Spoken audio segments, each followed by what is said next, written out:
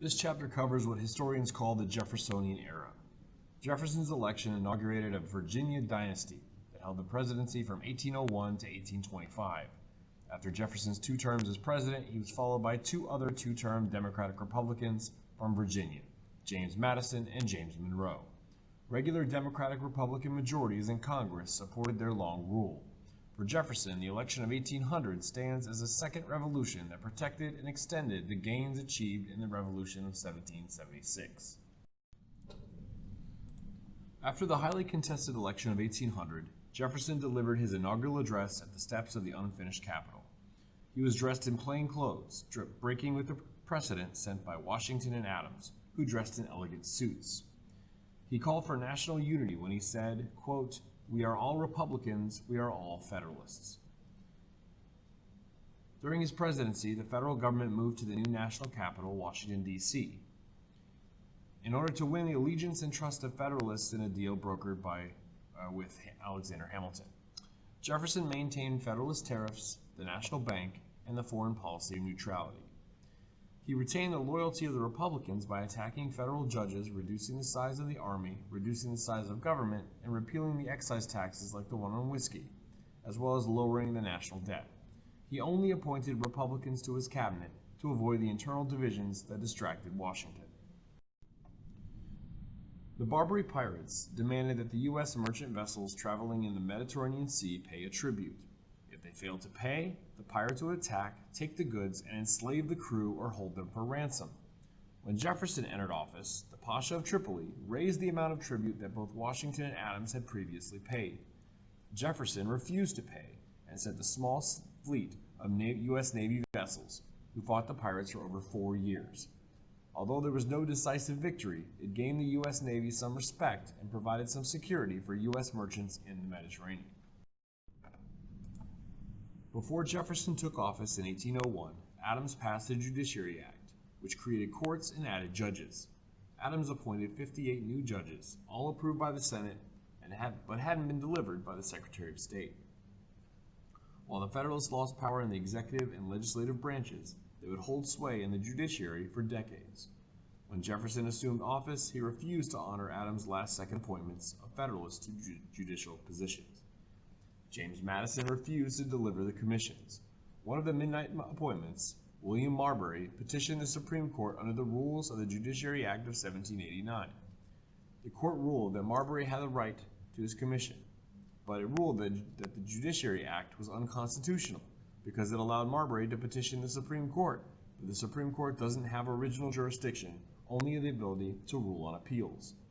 Not only did Marbury not receive his commission, but Chief Justice John Marshall established a principle of judicial review, which allows the court to decide whether acts of Congress or the President are allowed under the Constitution.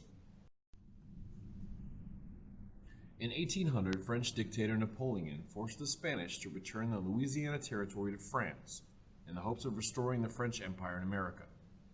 He was discouraged for 2 reasons. Number 1, he needed to concentrate French resources on fighting the English. And number 2, a rebellion led by Toussaint L'Ouverture against French rule in Santo Domingo resulted in heavy French losses. In 1802, Spanish officials who were still in charge of New Orleans closed the port to Mississippi River trade.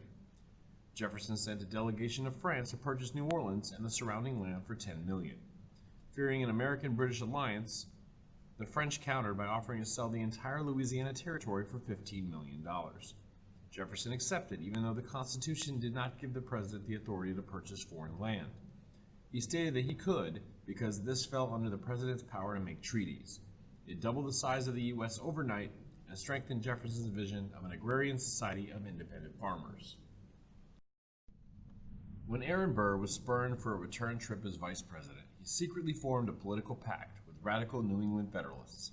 He planned to win the New York governorship and then unite that state with New England and secede from the nation. Alexander Hamilton led the main Federalists to defeat Burr.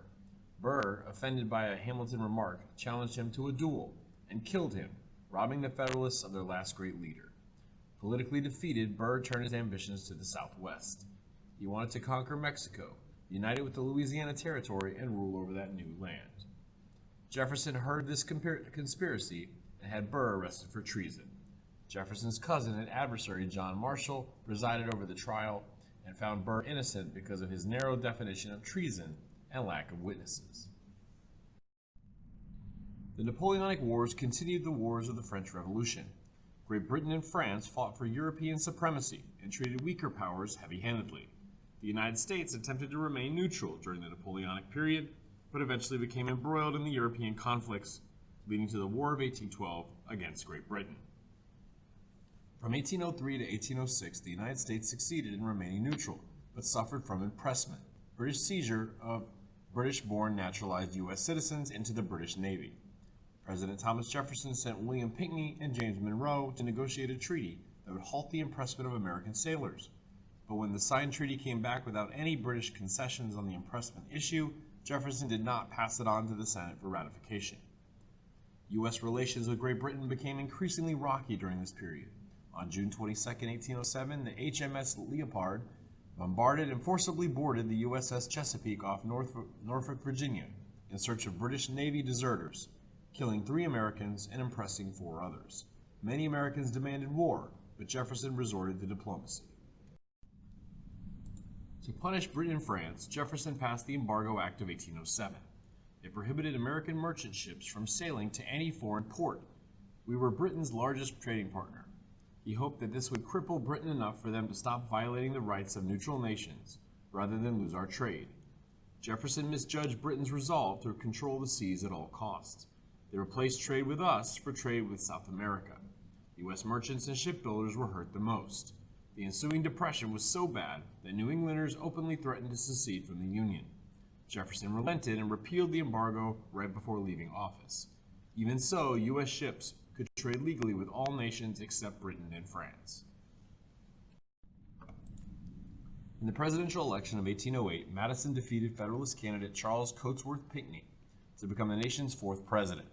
Madison continued to face problems from overseas, as Britain and France had continued their attacks on American ships following the embargo. In addition to impeding U.S. trade, Britain took U.S. sailors for its own navy and began supporting American Indians in the battles against U.S. settlers. Madison continued Jefferson's foreign policy in regards to Britain and France by passing the Non-Intercourse Act of 1809, in which Americans could trade with all nations but Britain or France. He followed that up with Macon's Bill No. 2 in 1810, which No. 1 restored U.S. trade with Britain and France, and No. 2, if either formally agreed to respect U.S. neutral rights at sea, the U.S. would prohibit trade with that nation's foe. Finally, Madison's tricked by Napoleon's deception, in which he gets the U.S. to start a trade embargo with Britain in 1811 as the French resumed seizing American ships. Here are the causes of the War of 1812. Number 1, as a result of the Napoleonic Wars, the British and French placed a series of economic sanctions against the United States.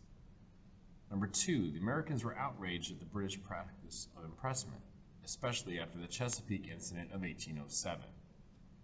Number 3, the United States wanted British farmland in Canada.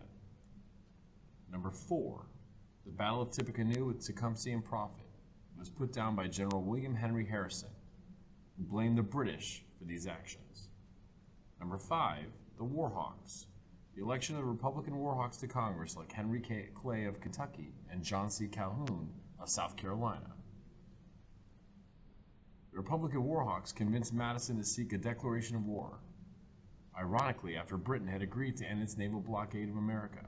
Despite Madison's declaration, there were groups of Americans who opposed war with Britain.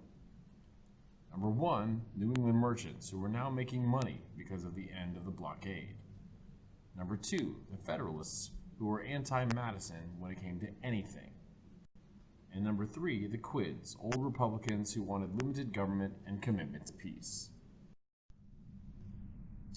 The Battle of York began when an American force attacked York in the present-day province of Ontario, Canada. Americans captured the fort, the town, and the dockyard, and proceeded to burn and loot the town before withdrawing. The U.S. Constitution fought a ferocious battle against the HMS Guerriere just off the coast of Nova Scotia, Canada, shortly after the war began. The Constitution was a larger and more heavily armed ship, and defeated the Guerriere, which improved American morale. In the Battle of Lake Erie, Captain Oliver Perry led a fleet of 9 American ships to victory over a squadron of 6 British warships.